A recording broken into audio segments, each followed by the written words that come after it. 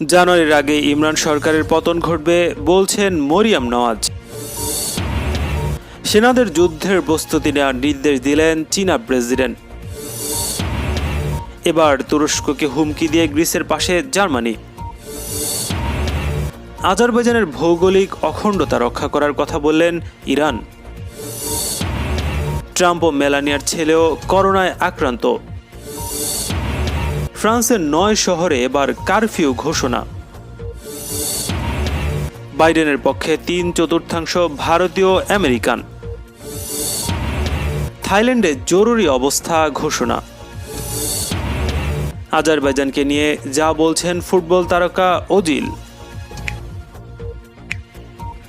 জানুয়ারির আগেই ইমরান খান সরকারের পতন ঘটবে বলে মন্তব্য করেছেন পাকিস্তান মুসলিম লীগের ভাইস প্রেসিডেন্ট মরিয়ম নওয়াজ। এমন এক সময় তিনি মন্তব্য করলেন যখন দেশটির ক্ষমতাসীন সরকারের পতন ঘটাতে বিরোধী দলগুলো প্রথমবারের মতো নিজেদের শক্তি প্রদর্শন করতে যাচ্ছে।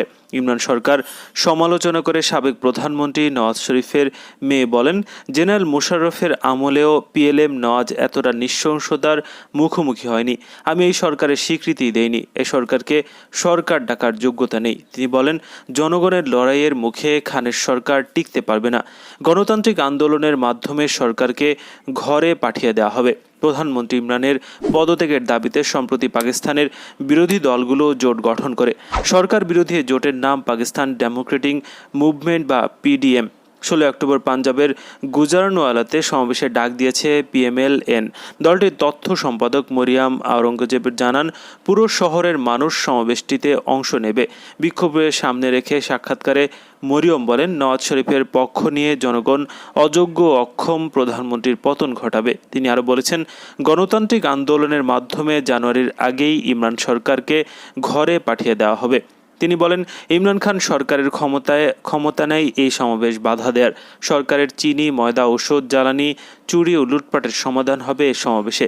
এদিকে নওয়াজ শরীফ, মরিয়াম নওয়াজ সহ দলের বেশ কয়েকজন নেতার বিরুদ্ধে রাষ্ট্রদ্রোহ মামলা করেছে পাকিস্তানের পুলিশ। সেনাবাহিনী নিয়ে মন্তব্য করায় গত সপ্তাহে লাহোরের একটি পুলিশ স্টেশন পিএমএল-এন দলের 44 নেতার বিরুদ্ধে এই মামলা হয় বলে জানায় ডন।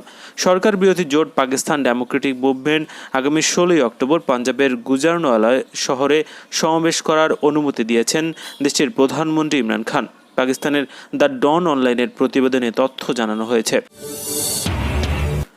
দক্ষিণাঞ্চলীয় প্রদেশ গুয়াংডংয়ের একটি সামরিক ঘাঁটি পরিদর্শনকালে চীনের প্রেসিডেন্ট শি জিনপিং সেনাবাহিনীকে যুদ্ধের প্রস্তুতির জন্য সবার মন এবং শক্তি প্রয়োগ নিবিষ্ট করার আহ্বান জানিয়েছেন। শতভাগ বিশ্বাসযোগ্যতায় দেশের অনুগত হয়ে কাজ করার জন্য সেনাদের প্রতি আহ্বান জানান তিনি। দেশটির রাষ্ট্রায়ত্ত বার্তা সংস্থা সিনহুয়া জানিয়েছে, মঙ্গলবার গুয়াংডংয়ের চ্যানঝু শহরে পিপলস লিবারেশন আর্মির মেরিন কোরের ঘাঁটি পরিদর্শনকালে শি দেশের সেনাবাহিনীকে সর্বোচ্চ সতর্ক অবস্থায় থাকার নির্দেশ দিয়ে বলেন, তারা যেন শতভাগ অনুগত, শতভাগ সততা এবং শতভাগ বিশ্বাসযোগ্যতার সঙ্গে কাজ করে।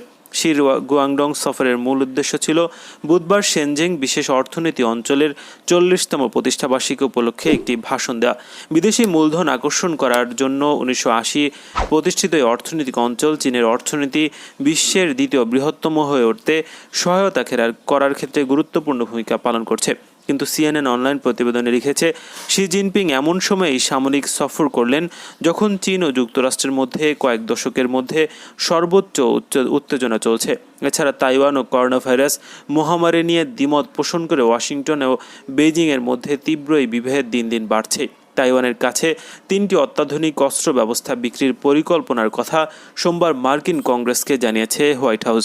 এর মধ্যে উচ্চ ক্ষমতা সম্পন্ন আর্টিলারি রকেট সিস্টেমও রয়েছে। তীব্র প্রতিক্রিয়ায় চীনা পররাষ্ট্র মন্ত্রণালয়ের মুখপাত্র ঝাও লিজিয়ান তাইওয়ানের কাছে অস্ত্র বিক্রির পরিকল্পনা অবিলম্বে বাতিল এবং সমস্ত মার্কিন তাইওয়ান সামরিক সম্পর্ক ছিন্ন করতে ওয়াশিংটনের প্রতি আহ্বান জানান। পূর্ব ভূমধ্যসাগর নিয়ে চলমান উত্তেজনা নিয়ে তুরস্ককে সতর্ক করে দিলেন জার্মানির পররাষ্ট্রমন্ত্রী হাইকো মাস। তিনি বলেছেন, তুরস্ক যেন তেল গ্যাস অনুসন্ধান বিতর্কে উস্কানি না দেয়। মাস বলছেন, তুরস্ক সরকার বারবার বলছে তারা আলোচনা চায়, তাহলে তারা উস্কানি দেওয়া বন্ধ করুক। ডয়েচ ভেলের প্রতিবেদন অনুযায়ী গ্রিস ও সাইপ্রাস সফরের আগে জার্মান পররাষ্ট্রমন্ত্রী হাইকো মাস বলেছেন, আমরা তুরস্কের কাছে আবেদন জানাচ্ছি তারা যেন একতরফা ব্যবস্থা নিয়ে গ্রিসের সঙ্গে আলোচনা বন্ধ না করে। তিনি স্পষ্ট জানিয়ে দিয়েছেন, জার্মানি পুরোপুরি গ্রিস ও সাইপ্রাসের সঙ্গে আছে, তুরস্কের সঙ্গে নয়। মাস যে সেজন্যই গ্রিস ও সাইপ্রাস যাচ্ছেন, কিন্তু তুরস্কে যাচ্ছেন না। তিনি বলছেন, আমি এই বিরোধের পরিপ্রেক্ষিতে সাইপ্রাস ও গ্রিস যাচ্ছি। আলোচনার পরিস্থিতি তৈরির দায় তুরস্কের বলে মনে করে জার্মানি। জার্মানির চ্যান্সেলর অ্যাঙ্গেলা মার্কেলের মুখপাত্র জানিয়েছে, তুরস্ক যে আবার অনুসন্ধানকারী জাহাজ পাঠিয়েছে তা খুবই অবিবেচক সিদ্ধান্ত। উত্তেজনা কমাবার যে চেষ্টা চলছে তা এর ফলে ধাক্কা খাবে। সম্প্রতি উত্তেজনা শুরুর পর তুরস্ক তাদের অনুসন্ধানকারী জাহাজ ফিরিয়ে আনলো। গত সোমবার ফের দেশটি পূর্ব ভূমধ্যসাগরের বিতর্কিত এলাকায় তেল ও গ্যাস অনুসন্ধানকারী জাহাজ পাঠিয়েছে। এ নিয়ে ইউরোপের দেশগুলো দেখা দিয়েছে। এর আগে তুরস্ককে নিষেধাজ্ঞার হুমকি দিয়েছিল ইউরোপীয় ইউনিয়ন। ইরান আবারও আজারবাইজানের ভৌগোলিক অখণ্ডতা রক্ষার ওপর গুরুত্ব আরোপ করে বলছে, আজারবাইজান ও আর্মেনিয়ার মধ্যকার মতবিরোধ নিরসনে আরও কার্যকর ভূমিকা রাখতে তেহরান প্রস্তুত রয়েছে। ইরানের president Hassan Rouhani chief of staff Mahmoud Vaezi বুধবার সন্ধ্যায় আজারবাইজানের উপপ্রধানমন্ত্রী শাহিন মুস্তাকায়েবের সঙ্গে এক টেলিফোন আলাপে তেহরানের প্রস্তুতির কথা ঘোষণা করেন। তিনি বাকুর সঙ্গে তেহরানের সম্পর্ক আরও শক্তিশালী করারও আগ্রহ প্রকাশ করেন। ওয়াইজি বলেন, আজারবাইজান ককেশাস অঞ্চলে শান্তি ও স্থিতিশীলতা রক্ষা করার জন্য ইরান, রাশিয়া, তুরস্ককে আরও বেশি কার্যকর ভূমিকা রাখার যে আহ্বান জানিয়েছে তাকে সাদরে গ্রহণ করেছে তেহরান। তিনি মস্কোয় অর্জিত যুদ্ধবিরতি মেনে চলার পাশাপাশি আন্তর্জাতিক আইনের ভিত্তিতে আলোচনার মাধ্যমে চলমান মতবিরোধ নিরসনের জন্য আজারবাইজান ও আর্মেনিয়ার প্রতি আহ্বান জানান। টেলিফোন আলাপে আজারবাইজানের উপপ্রধানমন্ত্রী বিভিন্ন ক্ষেত্রে ইরানের সঙ্গে তার দেশের সম্পর্ক ও সহযোগিতা শক্তিশালী করার আগ্রহ প্রকাশ করে। তিনি নাগোর্নো কারাবাখ অঞ্চলের নিয়ন্ত্রণ নিয়ে তার দেশের সঙ্গে আর্মেনিয়ার সাম্প্রতিক সংঘর্ষের অবসান ঘটানোর জন্য প্রচেষ্টা চালানোয় তেহরানকে ধন্যবাদ জানান। মার্কিন প্রেসিডেন্ট ডোনাল্ড ট্রাম্প ও ফার্স্ট লেডি মেলানিয়া ট্রাম্পের সঙ্গে নভেল করোনাভাইরাস আক্রান্ত হন তাদের একমাত্র ছেলে ব্যারন ট্রাম্পও। আল জাজিরা বিবিসি জানায়, 14 বছর বয়সী ব্যারনের কোভিড-19 আক্রান্ত হওয়ার বিষয়টি জানিয়েছে মা মেলানিয়া। তবে ছেলের করোনা রিপোর্ট এখন নেগেটিভ বলে জানান তিনি। মেলানিয়া জানান, তার ভয় সত্য হয়ে উঠছিল যখন ব্যারনের কোভিড টেস্টে পজিটিভ ধরা পড়ে, কিন্তু ভাগ্যক্রমে সে একজন সবল কিশোর, তার মধ্যে কোনো করোনার লক্ষণ দেখা যাচ্ছে না, বলেন ট্রাম্পের স্ত্রী। এদিকে আইওয়ার দে ময়েন শহরে এক নির্বাচনী সমাবেশে প্রেসিডেন্ট ট্রাম্পও স্বীকার করেন যে তাদের সঙ্গে ব্যারনও করোনা আক্রান্ত হয়েছিলেন। তিনি বলেন, ব্যারনের শরীরে খুব অল্প সময়ের জন্য এ ভাইরাসটি ছিল। 2 অক্টোবর মার্কিন প্রেসিডেন্ট নিজেই টুইট করে জানান তিনি এবং মেলানিয়া করোনায় আক্রান্ত। তার আগে ঘনিষ্ঠ উপদেষ্টা হোপ হিক্সের করোনায় আক্রান্ত হওয়ার খবর দেন ডোনাল্ড ট্রাম্প। এরপর আক্রান্ত হন মার্কিন প্রেসিডেন্টের ব্যক্তিগত সহকারী নিকোলাস লুনা। ট্রাম্পের উপদেষ্টা স্টিফেন মিলার ও সেনাবাহিনীর একজন সিনিয়র কর্মকর্তাও ভাইরাসটিতে আক্রান্ত হন। ট্রাম্প 3 দিন হাসপাতালে চিকিৎসা নিয়ে হোয়াইট হাউসে ফেরেন। মেলানিয়া ও ব্যারন হোয়াইট হাউসেও চিকিৎসা নিয়েছেন। 11 অক্টোবর ট্রাম্প নিজেকে করোনা মুক্তি দাবি করেন। পরদিনই তিনি নির্বাচনী জনসভায় ফিরে আসেন। ফ্রান্সের রাজধানী প্যারিস ও আরও 8 শহরে সন্ধ্যাকালীন কারফিউ ঘোষণা করেছেন প্রেসিডেন্ট ইমানুয়েল ম্যাক্রো। দেশজুড়ে করোনা ভাইরাস সংক্রমণ ছড়িয়ে পড়া কমিয়ে আনতে এমন পদক্ষেপ নেওয়া হয়েছে। টেলিভিশনে দেয়া এক সাক্ষাৎকারে ম্যাক্রো বলেন, শনিবার সন্ধ্যা 7টা থেকে দেশজুড়ে কারফিউ কার্যকর হবে। কমপক্ষে 4 সপ্তাহ ধরে সন্ধ্যা 7টা থেকে পরদিন সকাল 6টা পর্যন্ত এই বিধিনিষেধ জারি থাকবে। দেশটিতে স্বাস্থ্যগত জরুরি অবস্থাও জারি করা হয়েছে। শুধু ফ্রান্সই নয়, ইউরোপের বিভিন্ন দেশে নতুন করে কড়াকড়ি আরোপ করা হচ্ছে। ইউরোপের করোনার দ্বিতীয় ঢেউ শুরু হয়ে গেছে, ফলে আবারও কঠোর বিধিনিষেধ জারি করতে বাধ্য হয়েছে বিভিন্ন দেশের প্রশাসন। এদিকে জার্মানিতে বার ও রেস্টুরেন্টের মতো উচ্চ ঝুঁকিপূর্ণ এলাকাগুলোতে আগেই বন্ধ করে দিতে হবে বলে ঘোষণা দেওয়া হয়েছে। বুধবার দেশ জুড়ে কঠোর বিধিনিষেধ জারি করেছেন চ্যান্সেলর অ্যাঙ্গেলা মার্কেল। গত এপ্রিলের পর প্রথমবার নতুন করে দৈনিক 5,000-এর বেশি সংক্রমণ ধরা পড়েছে। অপরদিকে নেদারল্যান্ডে আংশিক লকডাউন কার্যকর হয়েছে। এর অংশ হিসেবে ক্যাফে ও রেস্টুরেন্ট বন্ধ করে দেওয়া হয়েছে। এর আগে স্পেনের উত্তর পূর্বাঞ্চলীয় কাতালোনিয়া কর্তৃপক্ষ জানিয়েছে বৃহস্পতিবার থেকে আগামী 15 দিন সব ধরনের বার ও রেস্টুরেন্ট বন্ধ থাকবে। চেক প্রজাতন্ত্র স্কুল ও বার বন্ধ করে দেওয়া হয়েছে। ইউরোপের দেশগুলোর মধ্যে চেক প্রজাতন্ত্র গত 2 সপ্তাহ ধরে সংক্রমণ সবচেয়ে বেশি লক্ষ্য করা গেছে। যুক্তরাষ্ট্রের আসন্ন প্রেসিডেন্ট নির্বাচনে 3/4 ভারতীয় আমেরিকানের সমর্থন ডেমোক্র্যাট দলীয় প্রেসিডেন্ট প্রার্থী জো বাইডেনের পক্ষে। তারা মনে করে রিপাবলিকান দলীয় বর্তমান প্রেসিডেন্ট ডোনাল্ড ট্রাম্পের অধীনে ভুল পথে হাঁটছে যুক্তরাষ্ট্র।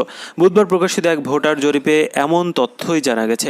যুক্তরাষ্ট্রে দ্বিতীয় সর্বাধিক অভিবাসী হল ভারতীয় বংশোদ্ভূত আমেরিকানরা। আগামী 3 নভেম্বর নির্বাচনে মোট ভোটারের মধ্যে 1% এই দলের। কিছু কিছু স্থানে সংখ্যাধিক্য থাকায় তারা গুরুত্বপূর্ণ ফ্যাক্টর। এছাড়া রানিং মেট অর্থাৎ ভাইস প্রেসিডেন্ট প্রার্থী হিসেবে সিনেটর কমলা হ্যারিসকে বাইডেনের বেছে নেওয়াও এতে বেশি প্রভাব ফেলছে। কেননা কমলার মা ভারতীয় বংশোদ্ভূত এবং বাবা জ্যামাইকান। প্রথম কৃষ্ণাঙ্গ ও এশিয়ান আমেরিকান হিসেবে কমলা যুক্তরাষ্ট্রের ভাইস প্রেসিডেন্ট পদের জন্য এবার মনোনীত হয়েছে। বার্তা সংস্থা রয়টার্সের প্রতিবেদন অনুযায়ী কার্নেগি এন্ডোমেন্ট ফর ইন্টারন্যাশনাল, পিট জনস হপকিন্স বিশ্ববিদ্যালয়, পেনসিলভেনিয়া বিশ্ববিদ্যালয়ের যৌথভাবে করা ওই জরিপে 72% ভারতীয় আমেরিকান বাইডেনের পক্ষে এবং 22% ডোনাল্ড ট্রাম্পের পক্ষে নিজেদের সমর্থনের কথা জানিয়েছে। জরিপে মোট 936 জন ভারতীয় আমেরিকান অংশ নেয়। এর মধ্যে 94% দুই প্রধান প্রতিদ্বন্দ্বীর পক্ষে নিজেদের সমর্থনের কথা জানালেও 6% অন্য কাউকে কিংবা ভোট দেবেন না বলে জানান। জরুরি অবস্থা ঘোষণা করেছে থাই সরকার। ব্যাংককে বিক্ষোভ সমাবেশ প্রতিহত করতে এমন পদক্ষেপ নেওয়া হয়েছে। বড় ধরনের জনসমাবেশে নিষেধাজ্ঞা জারি করা হয়েছে। টেলিভিশনে এক ঘোষণায় পুলিশের পক্ষ থেকে বলা হয়েছে ব্যাংককে বেআইনিভাবে অনেক লোকজনকে আমন্ত্রণ জানানো হয়েছে এবং বিশাল জনসমাবেশের আয়োজন করা হয়েছে। ওই ঘোষণায় বলা হয়েছে শান্তি ও শৃঙ্খলা বজায় রাখতে জরুরি অবস্থা জারির প্রয়োজন ছিল। থাই রাজা মহা ভাজিলাঙ্কের দেশে ফেরাকে কেন্দ্র করে সরকার বিরোধী বিক্ষোভে উত্তাল হয়ে উঠছে থাইল্যান্ড। বুধবার ব্যাংককে থাই রাজার গাড়িবহরকে উদ্দেশ্য করে বিক্ষোভ শুরু করে হাজার হাজার মানুষ। বিরোধীরা থাইল্যান্ডের রাজনৈতিক সংস্কারের পাশাপাশি বছরের বেশিরভাগ সময় বিদেশে থাকা রাজা ভাজিরালঙ্কনের ক্ষমতা কমানোর দাবি জানিয়েছে।